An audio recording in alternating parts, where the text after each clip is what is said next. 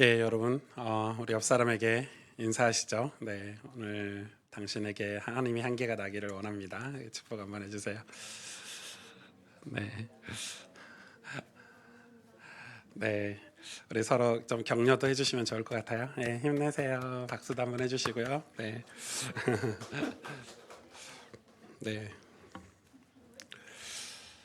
사실 저도 앞에서 누가 그러면 여기 여러분 자리에 앉아 있으면 뻘쭘할 것 같은데 이렇게 교제를 조금씩 하는 것도 나쁘지 않은 것 같아요. 그래서 여러분 하나님 은혜 또 하나님 주신 말씀으로 충만한 시간 되시기를 바랍니다. 저희는 지금 출애굽기 말씀을 순서대로 보고 있습니다. 오늘 본문은 22장 16절에서 31절. 이 본문 말씀의 배경은 제가 여러 번 설명을 했기 때문에 이스라엘 공동체 안에서 질서를 위해서 또 거룩한 삶을 살도록 하나님이 주시는 율법의 말씀이라는 거 여러분 기억하고 들으시면 될 것 같습니다. 사람이 약혼하지 아니한 처녀를 꾀어 동침하였으면 납폐금을 주고 아내로 삼을 것이요 만일 처녀의 아버지가 딸을 그에게 주기를 거절하면 그는 처녀에게 납폐금으로 돈을 낼지니라. 너는 무당을 살려두지 말라. 짐승과 행음하는 자는 반드시 죽일지니라. 여호와 외에 다른 신에게 제사 드리는 자는 멸할지니라. 너는 이방 나그네를 압제하지 말며 그들을 학대하지 말라. 너희도 애굽 땅에서 나그네였음이라. 너는 과부나 고아를 해롭게 하지 말라. 내가 만일 그들을 해롭게 함으로 그들이 내게 부르짖으면 내가 반드시 그 부르짖음을 들으리라. 나의 노가 맹렬함으로 내가 칼로 너희를 죽이리니 너희의 아내는 과부가 되고 너희 자녀는 고아가 되리라. 내가 만일 너와 함께한 내 백성 중에서 가난한 자에게 돈을 구워주면 너는 그에게 채권자 같이 하지 말며 이자를 받지 말 것이며 내가 만일 이웃의 옷을 전당 잡거든 해가 지기 전에 그에게 돌려보내라. 그것이 유일한 옷이라. 그것이 그의 알몸을 가릴 옷인즉 그가 무엇을 입고 자겠느냐. 그가 내게 부르짖으면 내가 들으리니 나는 자비로운 자임이니라. 너는 재판장을 모독하지 말며 백성의 지도자를 저주하지 말지니라. 너는 내가 추수한 것과 내가 짜낸 집을 바치기를 더디하지 말지며 내 처음 난 아들들을 내게 줄지며 내 소와 양도 그와 같이 하되 이랫동안 어미와 함께 있게 하다가 여드레 만에 내게 줄지니라. 너희는 내게 거룩한 사람이 될지니 들에서 짐승에게 찢긴 동물의 고기를 먹지 말고 그것을 개에게 던질지니라. 아멘. 오늘 말씀을 배경을 이해를 안 하면 처녀를 꿰어 동침했는데 왜 돈 주고 아내로 삼으라 그러지? 그 당시 여자의 위치, 여성의 인권이 없던 시절이라면 이게 완전히 하나님 주신 여성을 살리는 법이라는 걸 알게 될 것 같고, 그리고 아들을 하나님께 바치라는 것도 그 당시 이방 사람들은 첫 아들을 우상 제물에게 바쳐서 죽이는 그런 관습이 있었기 때문에 하나님께 신앙으로 키우겠다라는 믿음의 고백으로 아들을 바치라는 의미라는 것을 여러분 알 수 있을 거라고 생각을 합니다. 이제 하나님 앞에 당당하게라는 제목으로 오늘 말씀을 조금 나누도록 할게요. 좀 중요하고 이 교리 같은 말씀이고 또 율법 말씀인데 엄청 영적이에요. 육신적인 것 같지만 또 실생활의 법 같지만 오늘날 저와 여러분이 살아가면서 꼭 필요한 말씀이라고 저는 확신하고요. 살아가는 여러분, 하나님께서 이스라엘 백성들을 애굽의 노예 상태에서 건져냈을 때 그들의 목적지는 단순히 가나안이 아니었죠. 그들의 목적지가 단순히 가나안이라고 생각했기 때문에 그들은 광야에서 40년 생활을 보냈습니다. 우리도 잘못하면 신앙생활을 그런 식으로 할 수 있어요. 구원받고 천국 가는 것, 구원받고 축복받는 것.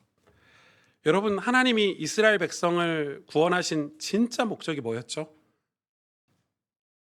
자신과 교제하는 거죠. 하나님은 하나님 백성과 교제하기 위해서 구원하셨지 가나안 땅이 목적이 아니었어요. 그리고 그 교제는 단지 감정적인 연결이 아니었어요. 여러분, 이 단어가 굉장히 중요한데 거룩함 속에서만 가능한 영광스러운 만남을 당신의 백성들에게 주고 싶으신 거예요.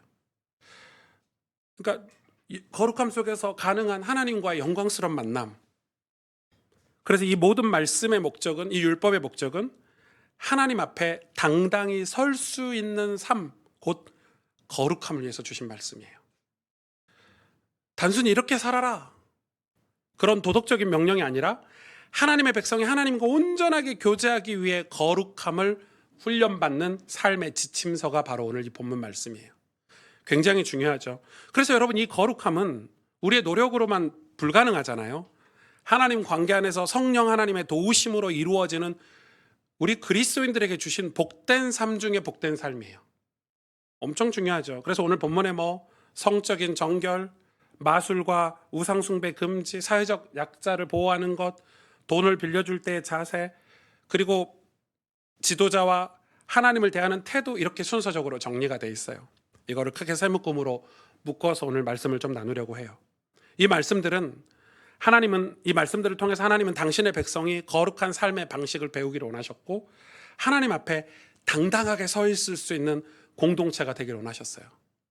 이스라엘 백성이 홍해를 건너서 출애굽한 지 이제 얼마 되지 않았잖아요.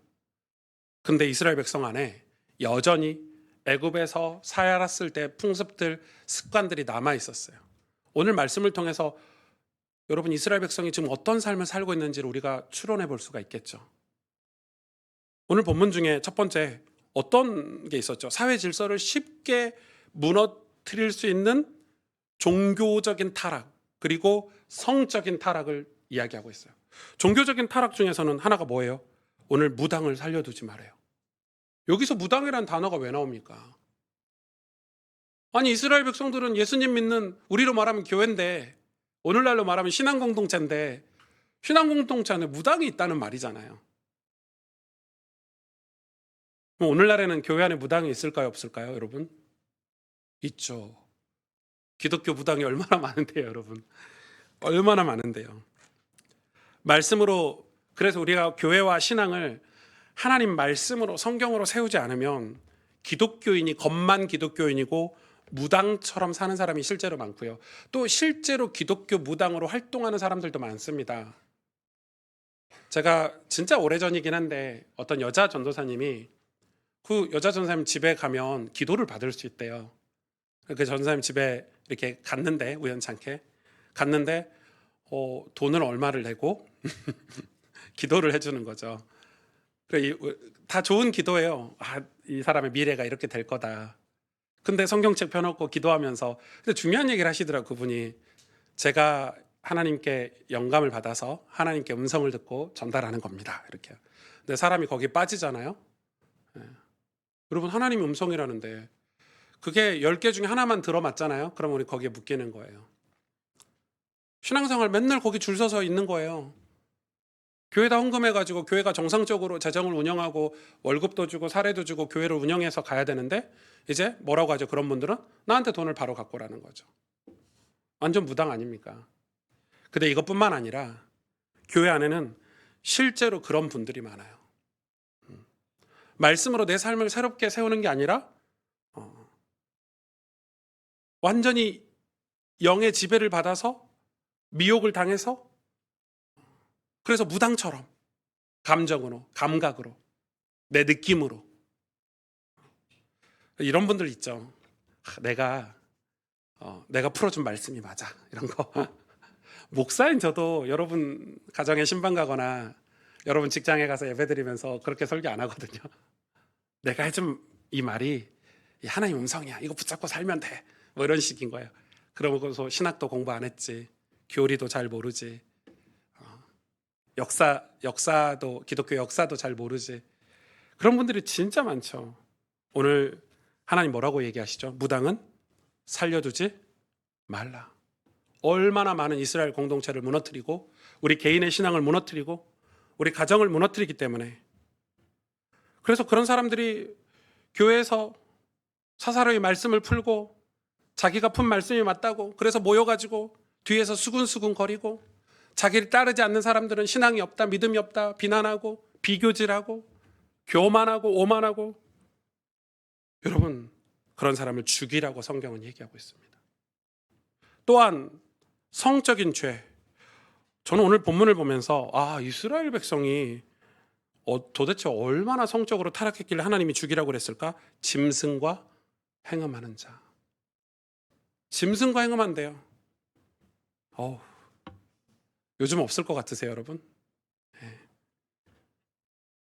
여러분, 많은 사람들이 오늘날 성적인 죄를 죄인 줄 모르고 성적인 죄에 노출되어 있는데 그게 죄인 줄 모르고, 왜? 문화가 다 괜찮다고 하니까 그게 죄라고 생각하지 않고 살아가는 거예요. 심지어 기독교인들도 그래요. 진짜 몇 년 전에 한 청년은 저는 그 청년을 제가 건지지 못했어요. 도와주고 싶었는데 돕지 못했어요. 왜냐면 그 청년은 월급을 딱 받잖아요. 뭐 200 얼마를 받는데, 그러면 그걸로 유흥비로 다 탕진해, 그 한 주에.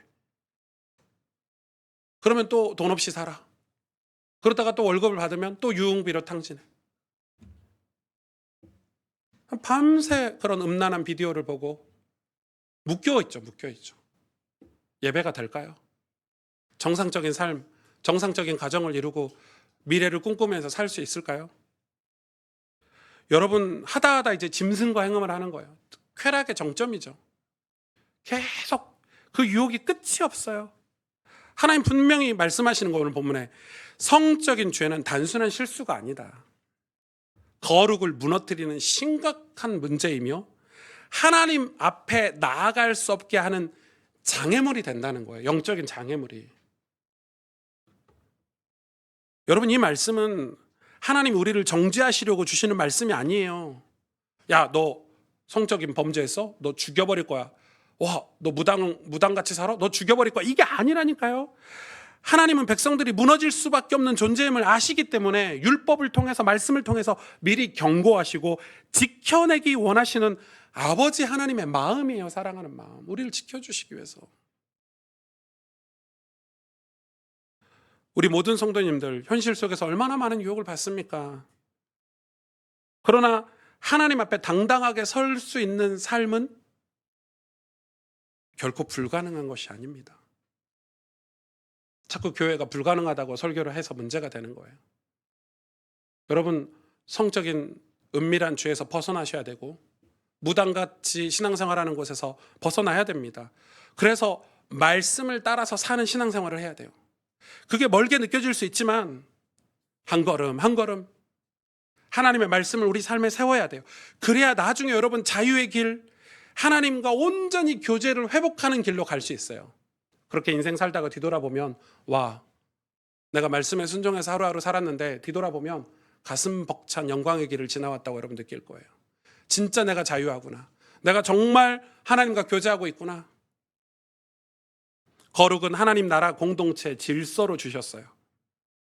21절, 27절에 보면 이방 나그네, 과부, 고아, 가난한 자들에 대한 그런 배려에 대한 말씀들이 나오거든요. 이 말씀은 뭐예요? 그냥 가난하고 병든 자를 도와라, 이 말인가요? 고아들을 돌보고 과부들을 돌봐라, 이런 건가요? 재밌는 말씀이 있죠. 고아와 과부를 해롭게 하지 말래요. 만약에 네가 그 고아와 과부들을 해롭게 했는데 그 고아와 과부들이 하나님께 기도하면 하나님이 뭐라고 해요? 내 노가 맹렬함으로 내가 너를 칼로 죽여서 네 아내를 과부 만들고 네 자녀를 고아 만들겠대요. 여러분, 고아와 과부를 여러분 해롭게 하시면 안 돼요. 근데 누가 그렇게 하고 있어요 지금? 이스라엘 백성들이요. 하나님의 백성들이 고아와 과부를, 지네들도 이제 노예에서 막 벗어났으면서 같이 살아가는 공동체 안에 고아와 과부들을 업신여기고 비난한다고 우린 추론할 수가 있겠죠. 오늘날 교회도 그렇지 않습니까? 우리도 예수님 거 변화돼서 그나마 이렇게 살고 있지, 교회 안에 새가족들이 조금 뭐 가정에 문제가 있거나 좀 삶에 문제가 있거나 이런 사람들이 교회 오면은 얼마나 뒤에서 쑥닥쑥닥 거리는지. 조금만 실수해라, 조금만 잘못해라, 막 눈을 부르키고 있어요. 조금만 실수해 내가 너를 그냥 두지 않겠어. 그럼 어떻게 한다고요? 네 가족을 그렇게 만들겠대요, 하나님이. 그래서 뭐라고 얘기하십니까? 하나님은 너희가 거룩하다면 약자를 향한 너희의 태도도 거룩해야 된다는 거예요. 이건 굉장히 중요한 얘기예요. 여러분, 거룩은 단순히 죄를 안 짓는 것이 아니에요. 이런 거죠. 우리는 나는 죄 안 지어, 난 교회도 잘 다녀, 난 예수님도 잘 믿어, 난 아무것도 안 할 거야, 죄 안 지으려고. 이게 거룩이 아니라는 거예요. 거룩은 능동적인 거죠. 하나님 사랑을 경험한 사람은 하나님 사랑을 그냥 가둬두고 있지 않아요. 그럴 수가 없어요. 하나님을 사랑한다고 말하는 사람은 하나님을 사랑함과 동시에 이웃을, 내 아내와 내 남편을 사랑하게 돼 있어요. 거룩은 사랑으로 표현되는 것이고 관계 속에서 실천되어야 하는 것이에요. 그래서 가만히 있는 게 거룩이 아니에요. 나 구원받았어. 가만히 있을래. 이게 거룩이 아니에요, 여러분. 우리는 죄를 짓지 않으면 거룩하다고 생각하는데 결코 그렇지 않습니다. 예를 들어서 여러분 교회 안에서도요, 성도들과 교제하고 교회 안에서도 친한 청년부끼리 집사님끼리 권사님끼리 장로님끼리 이렇게 어울려서 교제도 하고 은혜도 받고 이렇게 하잖아요. 그럼 대다수가 영향을 받고 영향을 주기도 합니다. 교회는 그런 소그룹이나 이 교회 안에서 교제가 굉장히 중요해요. 새 가족이 왔는데 그런 교제하는 소그룹, 소공동체가 있다는 거는 그 교회는 부흥할 확률이 높죠. 왜? 정착이 빠르니까. 아무리 예배가 아무리 은혜가 돼도 어딘가에 소속감을 느끼고 거기서 좋은 사람을 만나고 신앙의 도전을 받고 같이 성장할 수 있다는 건 축복이에요. 그런데 만약에 그렇지 않는 사람들을 교회에서 만났다. 누구죠? 짐승과 행음하는 자, 무당, 교회에서 만났다. 어떻게 될까요? 우리 인생은? 그럼 그쪽으로 영향으로 가겠죠. 만약에 고아와 과부를 업신여기는 사람을 교회에 왔는데 만났다. 그럼 내 인생도 그런 사람의 영향을 받아서 교회는 이렇게 해야 되는 건가 보구나 하고 정죄하면서 뒤에서 수근수근 쑥닥쑥닥 거리면서 살아가게 되는 거예요. 그건 거룩이 아니라는 거예요. 하나님은 우리 사람과의 교제 같지만, 우리는 고아와 과부와 교제하는 것 같지만 그 너머에 하나님과 교제하는 삶을 하나님은 보고 계시다는 거예요. 왜요? 하나님은 거룩하시기 때문에 우리도 거룩하길 원하세요. 사랑하는 성도 여러분, 그래서 가정을 세우고 자녀를 키우는 일은 치열한 삶의 연속인데, 저는 이런 생각이 들더라고요. 아니, 우리가 내 삶 살기도 벅차고 내 자녀를 키우기도 벅찬데 어떻게 고아와 과부를 돌보고 그들을 사랑하고 그들과 관계를 맺고 살 수 있을까? 누군가를 이해하고 인내하고 돕는 것은 쉬운 일이 아니에요. 어쩌면 그것은 불가능한 일일 수도 있어요. 그런데 성경은 하나님과 교제하려면 이웃과의 관계도 거룩해야 된다고 말하고 있어요. 그래서 여러분, 가정 안에서부터 거룩한 질서를 세워야 돼요. 우리에게 가장 가까운 이웃은 바로 내 옆에 있는 남편이고 내 옆에 있는 아내예요. 우리에게 가장 가까운 이웃은 내 자녀이고 내 부모예요. 그리고 우리 교회 지체들이에요. 그래서 부부가 서로 존중하고 자녀에게 거룩함을 가르치고 교회 안에서 나눔터 식구들끼리 서로 돌아보는 삶, 그것이 하나님 나라의 공동체를 이루는 거룩한 통로예요. 그런 삶을 살다 보면 우리는 새로운 이웃에게도 그 거룩함을 드러낼 수 있어요. 그래서 여러분 아셔야 돼요. 이 거룩이 얼마나 중요한지. 왜 우리를 거룩하게 하시려고 하죠? 하나님 앞에 당당하게 서기를 하나님은 원하시니까요. 오늘 마지막 내용은 뭐죠? 지도자와 하나님을 경외하래요. 지도자?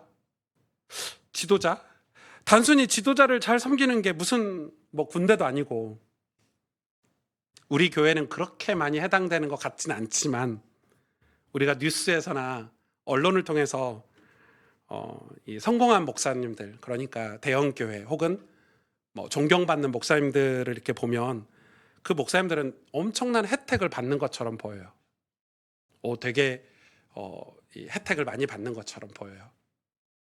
그런데 대다수, 정말 그건 극소수고요. 나머지 대다수는 목회자들이 그런 혜택을 받지 못해요. 그런데 오늘 말씀은 너네 목사님 잘 섬겨라 이 말씀이 아니에요. 너네 지도자니까 잘 섬겨라 이 말이 아니에요. 뭘 얘기하고 있어요? 거룩을 얘기하고 있으니까. 성도들의 지도자를 향한 태도와 자세를 말하는 거예요. 모세가 지도자인데 모세에 대한 이스라엘 백성들의 태도와 자세를 말해요. 그러니까 이거는 모세가 이스라엘 백성들을 향해서 하나님의 말씀을 전달하기 위해서 건강한 삶을 목회자로서 살잖아요. 그럼 이스라엘 백성들도 그 말씀을 전해주는 지도자에 대해서 그렇게 건강한 태도를 가져야 된다라고 성경은 얘기하고 있는 거예요. 그래야 그 거룩함을 우리는 유지할 수 있으니까 하나님 말씀을 전하고 받는 건강한 관계가 되라 이 말이죠. 그런 의미에서 지도자들을 뭐라고요? 예. 백성의 지도자들을 저주하지 말라는 거예요. 모독하지 말라는 거예요. 하나님께 대해 첫 열매를 드리는 것도 마찬가지예요. 하나님께 첫 아들을 드리는 것도 마찬가지예요. 하나님을 경외하라는 거거든요. 하나님을 사랑하는데 첫 열매를 드리지 않았다. 그럼 하나님은 그 사람이 나를 사랑하지 않는다고 판단하시는 거예요.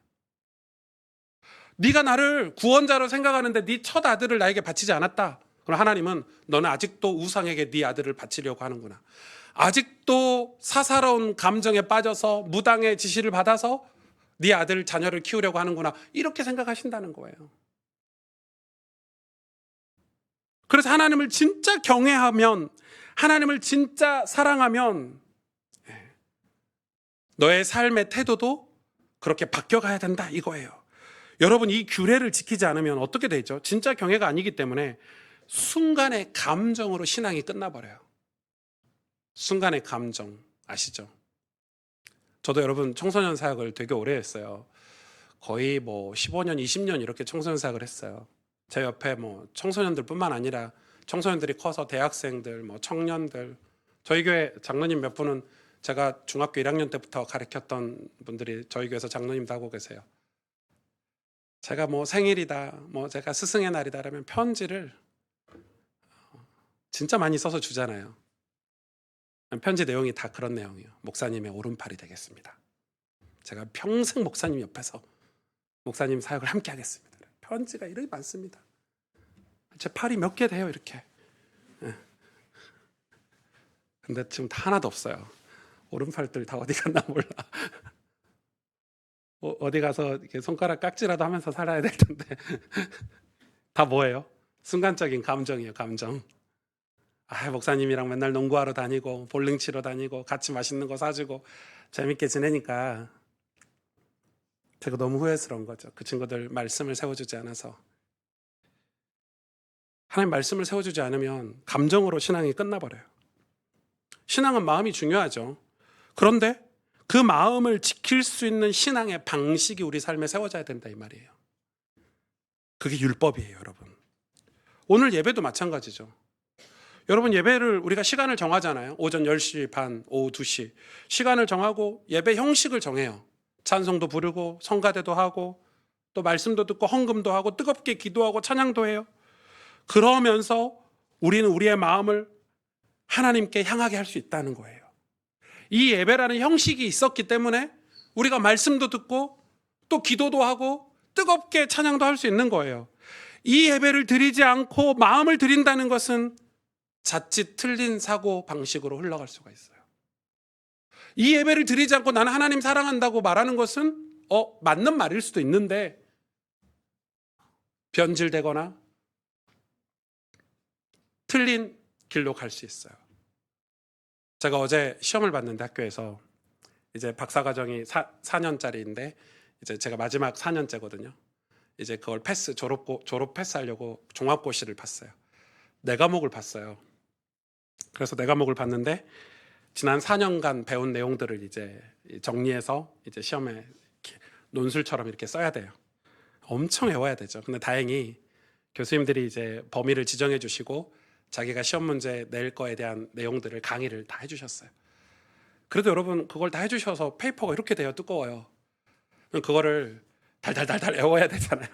근데 제 나이에 그게 외워집니까? 이번 주에 시간 내서 틈틈이 계속 공부하고 또 토론하고, 금요일 밤은 금요일 기도회 끝나고 꼬박 밤을 샜어요. 교회에서 꼬박 9시부터 오후 4시까지 시험이었는데 9시 직전까지 어떤 마음으로 제가 그렇게 공부를 했냐면 옛날 학생 때는 그렇게 안 했을 것 같아요. 근데 지금은 오승주가 아니에요. 가스펠 교회 담임 목사야. 그리고 시험을 내신 분이 이상규 교수님, 임원택 교수님 이런 분들이야. 이상규 교수님하고 맨날 밥 먹고 오박사 하는 분인데 교수님이 시험을 내줬는데 제가 시험 공부 안 해가지고 백지로 냈다. 빵점이다. 뭐라 그러시겠어요? 얘는 날 무시하나? 나 존경한다며. 날 좋아한다며. 평상시에 인사도 잘하고 오목사 착한 줄 알았더니 시험을 이렇게 봐? 그게 뭐예요? 거룩함이 빠진 거죠. 우리가 신앙생활 그렇게 할 수 있다니까요. 어떻게 해야 돼요?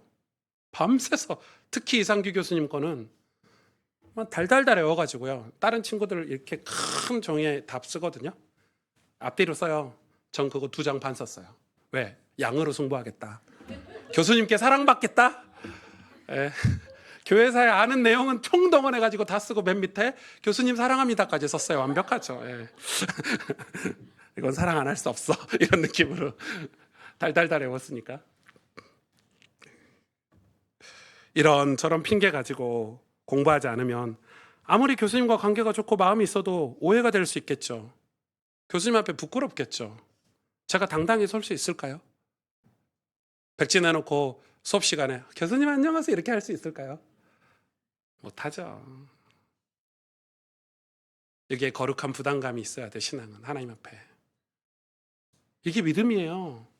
아무 부담도 없고 내 멋대로 살다가 주일날 예배 와서도 아유 하나님 은혜 주셔서 감사합니다. 이거는 여러분 신앙 아닙니다. 그걸 믿음이라고 합니까? 아직 신앙이 들어가지도 않은 거죠. 거룩은 우리의 전 삶이 하나님과 교제를 맺는 거예요. 이는 우리의 삶의 모든 영역이 우리 마음만이 아니에요. 우리의 육신도, 우리의 삶을 살아가는 방식, 가치관도 모든 영역이 하나님께 속해 있는 게 거룩이에요. 그래서 우리가 사는 방식 전체가 하나님과 교제를 맺기 위한 준비임을 오늘 말씀이 보여주시는 거예요. 하나님 지금 이스라엘 백성을 출애굽하는 거에서 끝내시지 않으시잖아요. 너희가 행음하고 있어? 너희가 무당을 따르고 있어? 너희가 고아와 과부를 그런 식으로 해? 너희가 우상을 그렇게 섬겨? 난 너희 그렇게 살도록 두지 않을 거야. 너희가 거룩함으로 올라와서 나와 교제하는 백성 되게 할 거야. 난 너희 축복하고 싶거든. 나 너에게 복 주고 싶어. 나 너희를 진짜 존귀, 귀하게 내가 너희를 쓰고 싶고 하나님 나라의 백성으로 하나님 나라를 확장하는 일에 함께 일하고 싶은데 너희가 행음하는데, 짐승과 행음하는데 하나님 우리를 사용하실 수 있을까요? 그래서 하나님 말씀을 주시는 거예요. 너희 삶을 새롭게 세우라고. 여러분, 그래서 기독교 신앙은 예수님을 믿고 뭐가 있죠? 변화되잖아요. 마음이 먼저 있어요. 너무 하나님을 사랑해. 그럼 그 다음은요, 치열한 믿음의 싸움을 통해서 우리의 삶이 변화되는 과정이 있어요. 말도 바뀌고 행동도 바뀌고 내 삶의 방식도 바뀌어요. 그게 진짜 기독교 신앙이에요, 여러분. 하나님을 사랑하기 때문에 그 모든 게 다 따라오는 거예요. 내가 너희를 온전히 거룩하게 하겠다. 그러니 너희는 내 앞에서 당당해라 이거예요. 우리가 하나님 앞에 당당할 수 있도록 하나님, 아버지, 당당하게 하나님과 교제할 수 있도록, 그게 거룩이에요. 여러분, 거룩을 너무 부담 갖지 마세요. 거룩이란 단어를 한국교회가 너무 이상하게 만들어 놔가지고 양복 입고 막 깨끗하게 막 성경책 들고 이런 게 거룩이 아니라, 진짜 거룩은 우리의 삶이 하나님과 교제하는 곳이에요. 사랑하는 성도 여러분, 하나님은 오늘 또 여러분을 거룩함으로 초대하십니다. 아멘.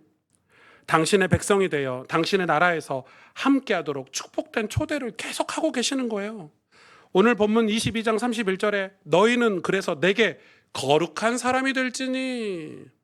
근데 거룩한 사람이 기도 많이 해서 성령 충만한 건 줄 알았는데 뭐예요? 지금까지 했던 게 우상 섬기지 말아라, 행음하지 말아라, 이웃을 잘 돌봐라. 지금 그런 내용인 거예요. 그럼 이게 신약에는 이런 게 없습니까?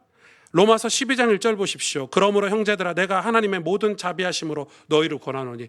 강력하게 권하노니 이 말이잖아요. 그러면서 뭐라고 얘기합니까? 너희 몸을,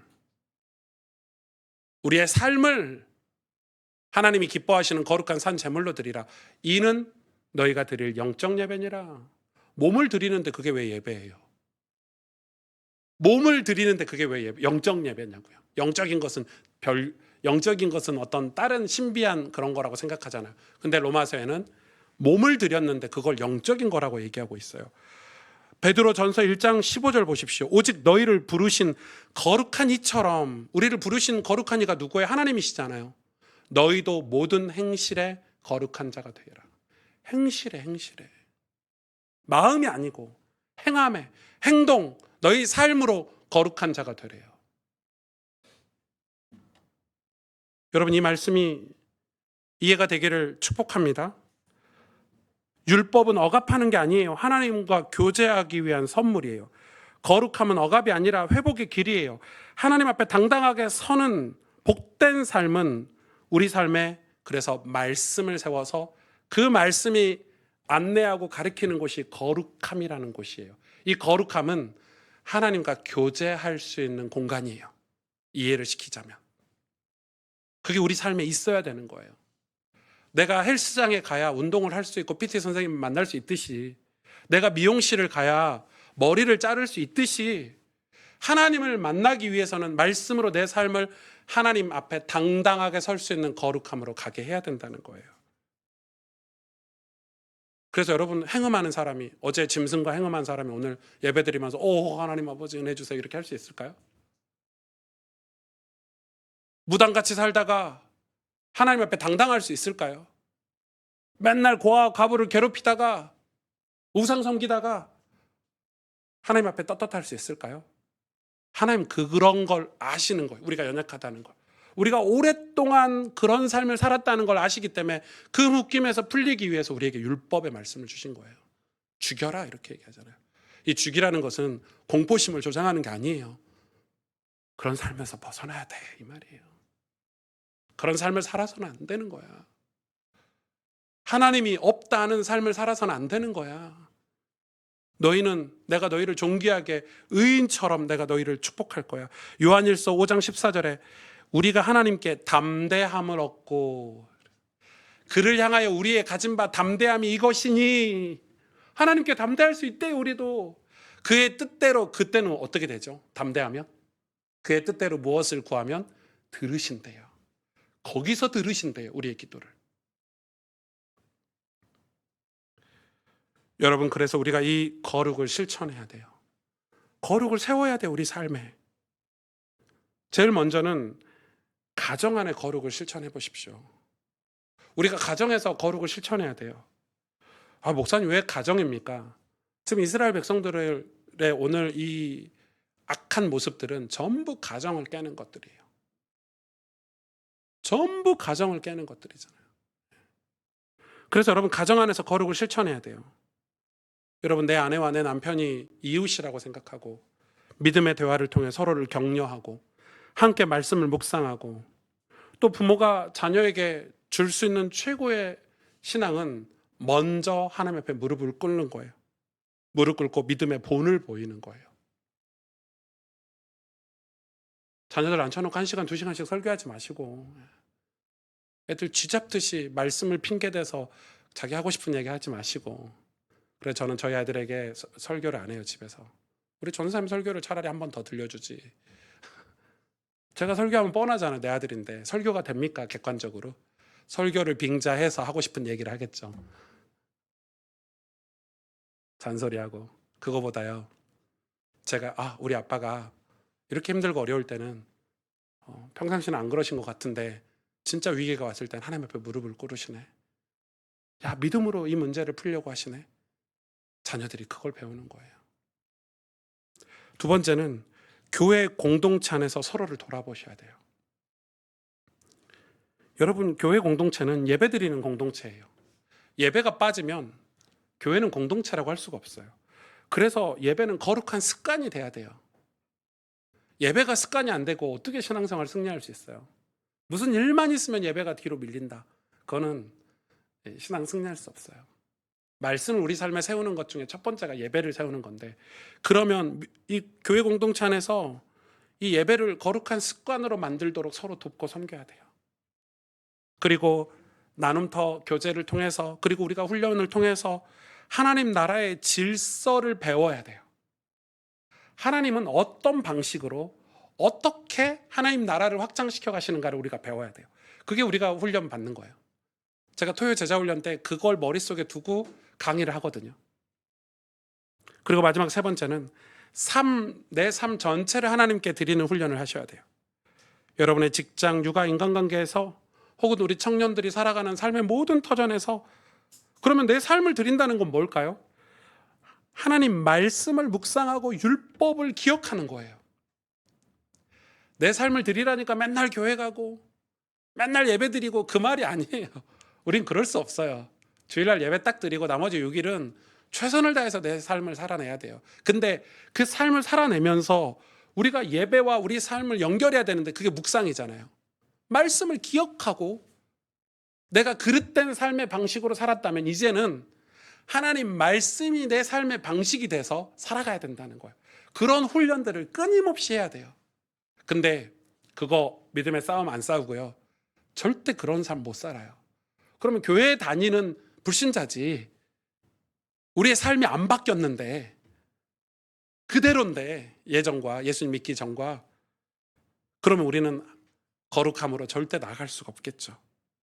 그래서 여러분 우리 삶의 예배다 이러는 것은 여러분 하나님 말씀을 계속 묵상하고 내 삶에 세워야 돼요.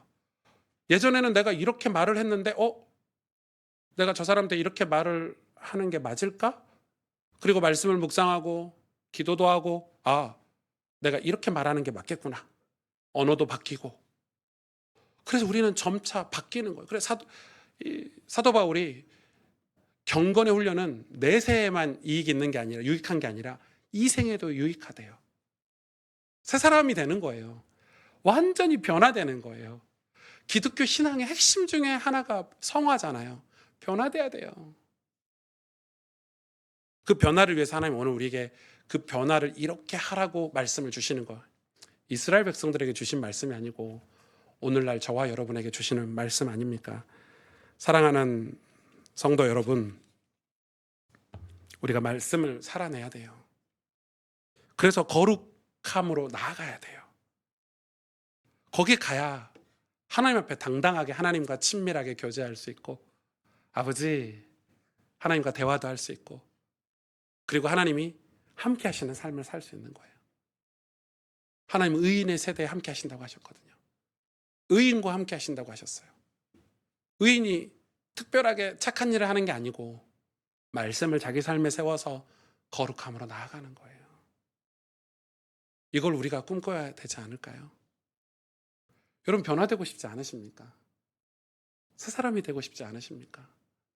그걸 우리 청년들은 꿈꾸고 소망 삼고 기대하고 그래서 예배하고 말씀에 훈련 받으면서 내 속사람이 변화되도록 성령의 도우심을 구하고 그래서 믿음으로 점차 그래서 우리 인생 평생 그렇게 사는 거예요. 그리고 그런 인생을 뒤돌아봤을 때 하나님의 은혜였구나. 진짜 영광스러운 길을 걸어왔구나. 갑자기 변화되는 건 없어요, 여러분. 갑자기 변화되는 게 무당이지. 무당들이 그런 거 갖고 돈 버는 거지. 그런 게 없어요, 여러분. 우린 평생 이 말씀을 순종하고 또 실패하면 또 나가서 순종하고 실패하면 또 나가서 순종하고 그래서 어느 날 하나님과 교제하는 백성의 자리에 있는 거예요. 여러분 이 은혜가 하나님 앞에 당당하게 설 수 있는 이 은혜가 여러분에게 있기를 주님의 이름으로 축복합니다. 함께 기도하겠습니다.